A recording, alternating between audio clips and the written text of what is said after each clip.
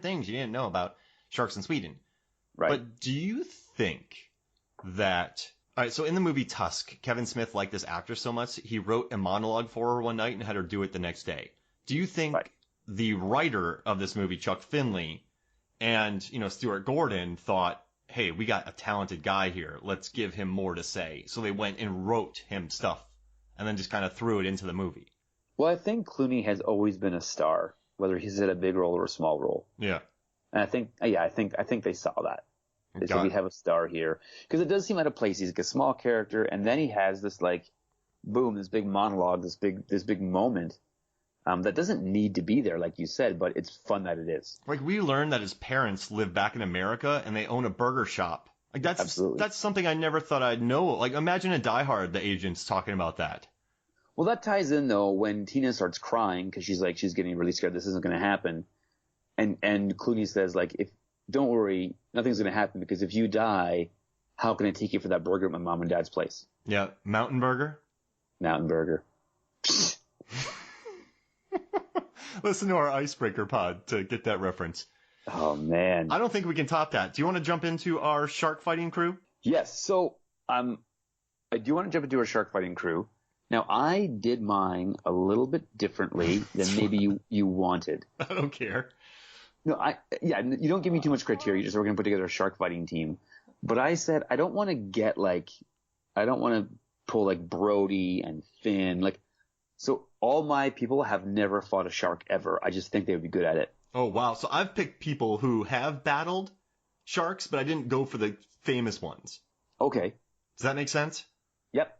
All right. Do you want to kick us off or you want me to kick us off? And how many are we picking? 7? 7. So we'll cut it down to 7. Yeah, exactly. Right. The 7-7-7 rule. 7 Mark, 7 Adam, 7 go. Okay. So here's my first pick. And I did this one. I'm just going to say it. I'm not going to say why I did it. I'm going to say it. I'm going to see your reaction and then we can get into it. The Thomas Jane version of the Punisher, Frank Castle. Whoa. He would punch sharks in the face. Right? And I love that movie. So that's my favorite Punisher movie. I think it's great. I think that they should have made sequels to that one. That should have been the one instead of rebooting it all the time. That should have been it.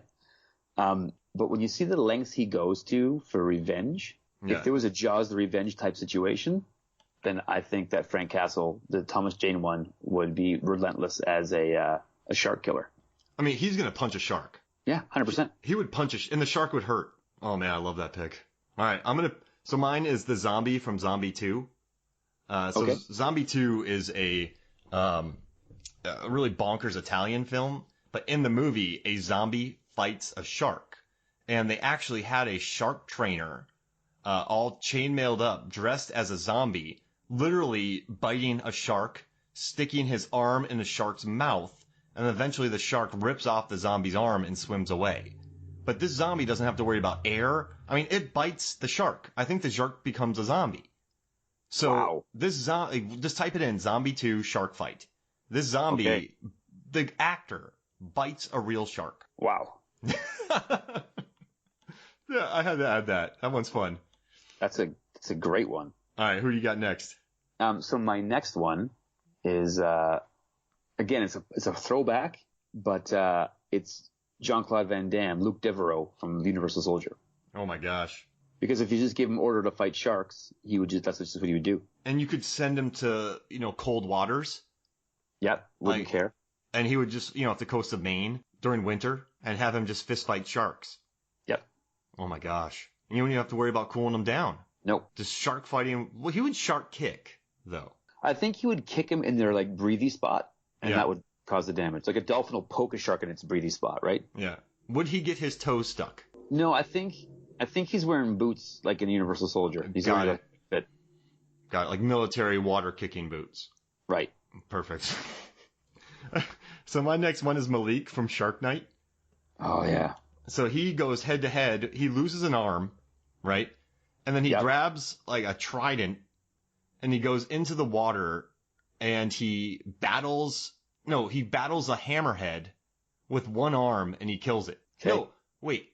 Yeah, he goes in the water and he just kills. He's depressed that he lost his girlfriend. He was going to propose to her.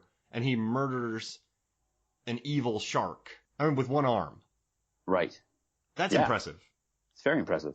That's very, like, I saw that fight and I'm like, I like this guy. He's my hero. All right, who you got? Okay, so I got Sir Morgan from Knight Riders. Can you imagine Tom Savini on a jet ski? All right, yeah, you just won that one. Listen to our Knight Riders pod. Tom Savini on a jet ski diving into the water to punch. No, he's using that metal hammer he made that was too dangerous for people. So he's shark bonking. So when sharks come up with the fin to get he's just ka-gow right in the top of their heads. These are evil sharks, correct? 100%. They're this like it's I'm envisioning Jaws. Like they're all fighting the Jaws shark. The plot of this movie is they're protecting normal sharks from evil sharks. Yes. Okay, I'm down with that. I was gonna say it's the alternate reality where like the mayor was like, Sheriff Brody, do whatever you need to keep us safe. And so he hires a team of people to keep Amity Beach safe. Oh, and they're only attacking Jaws. Yeah. Oh, and the winner gets a ton of money. Yeah. Okay, perfect. That's better.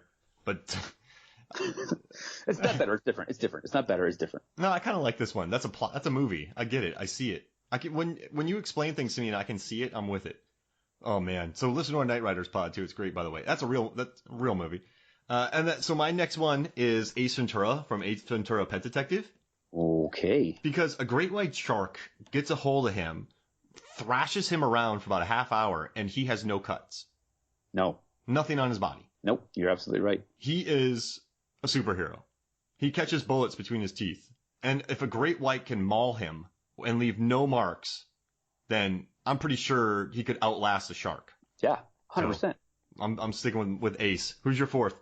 Okay, my fourth is Tom Stahl, or Joey Cusack, however you want to call him, from History of Violence with Viggo Mortensen.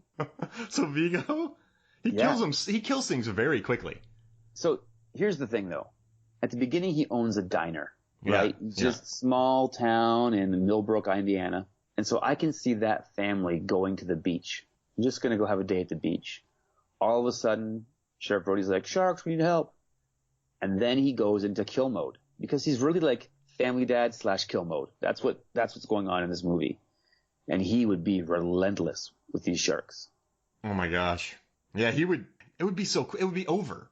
So he would go into the water and come back through, because the death in that movie is so quick. Oh man, if it was his character from Eastern Promises, it'd be much bloodier. Yeah, but no, he doesn't enjoy killing. He's just so good at it. Yeah, I love I love when he kills all those henchmen in History of Violence, and then Hurt is just like, what just happened? Dude, History of Violence was a movie that I was not aware of until I bought American History X, and it was like a double DVD feature. Wait, History of Violence and American History X?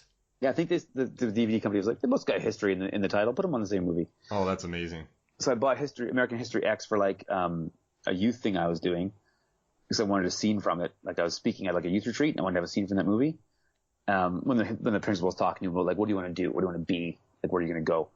And so History of Violence was on the other side, and it just somehow flew under my radar. And I watched it and I was like, it was so good. Dude, Hurt was Oscar nominated for that. I loved his role. He was so good. Nailed it. I love that. Yeah, your list is cracking me up here, man. It's because they're not anything to do with shark fighters. All right. And my next one is Lara Croft from Tomb Raider 2. Because there's a scene. So she swims out of this cave, right? And she knows she can't make it to the surface. It's underwater. So she cuts herself open and a large shark comes towards her. The shark charges her and she punches it in the nose. The shark goes, ow. Then the shark catches a ride on the shark to the surface. So she punches it right in its schnoz. And then rides it. Yep. And then just rides it all the way to the surface. She literally punches it in the schnoz. And it succumbs to her. So I had to add that. That's great. She doesn't just kill a shark, she conquers a shark. Yeah, she punches it, and then like she could use that shark to ride on to kill Jaws. Yeah. Oh, great. Who's your fifth? Carl Bashir, played by Cuba Gooding Jr. in the movie Men of Honor. And so he is a World War II diver where they have to wear those big metal heavy suits, like the big brass ones. Mm-hmm. And so he then loses his leg in an accident, but still wants to be a diver. And so in like the penultimate scene in the movie, a judge says to him, you have to be able to walk across the courtroom in this underwater suit. And the defense is like, well, Your Honor, underwater, the weight would be displaced by a fraction of like 6. So it'll be 6 times heavier for him to do it in this. And the judge says, no, I want to see him do it.